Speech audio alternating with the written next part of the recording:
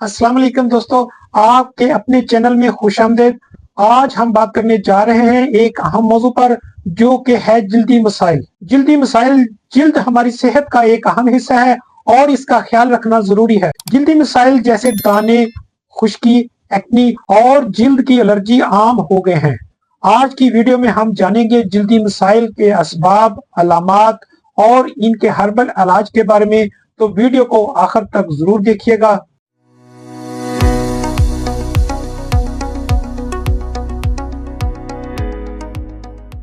चलिए सबसे पहले बात करते हैं जिल्दी मसाइल के असबाब की। जिल्दी मसाइल पैदा होने के कई वजूहात हो सकती हैं। पहले नंबर पे गैर मुतवाजन खुराक। जिल्द को सही खुराक और विटामिन ना मिलने की वजह से जिल्द कमजोर हो सकती है और मसाइल पैदा होते हैं। दूसरे नंबर पे है माहौलियाती आलूदगी।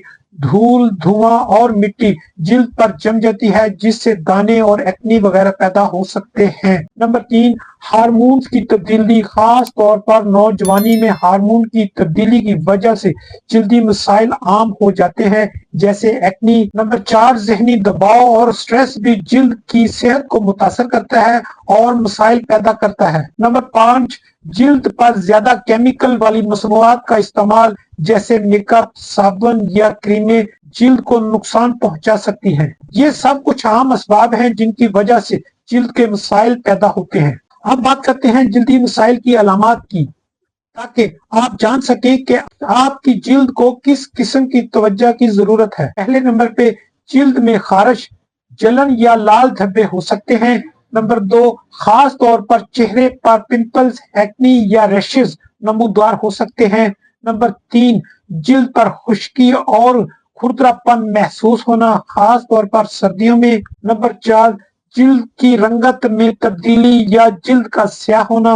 नंबर 5, जिल्द पर सूजन या वर्म आना, जो इन्फेक्शन या एलर्जी की निशानदेही कर सकता है। अक्सर आपको ये अलामात महसूस हो रही हैं तो जिल्द के मसाइल की निशानियां हो सकती हैं। अब चलते हैं जिल्दी मसाइल के कुदरती और हर्बल इलाज की तरफ। कुदरत ने हमें कई ऐसी जड़ी बूटियां अता की हैं जो जिल्दी मसाइल में मुफीद साबित हो सकती हैं। पहले नंबर पे है एलोवेरा जेल। एलोवेरा जिल्द के लिए बेहतरीन कुदरती मॉइस्चराइजर है।